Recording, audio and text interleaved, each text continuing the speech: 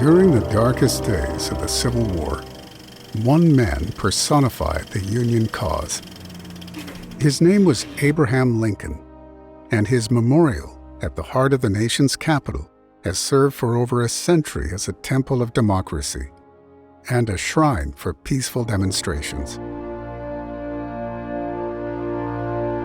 However, the sculptor behind the design and execution of this colossal marble figure remains in the shadows of his creation. The Lincoln Memorial, among the better-known sites around the world, was conceived here at Chesterwood, the summer home studio and gardens of Daniel Chester French.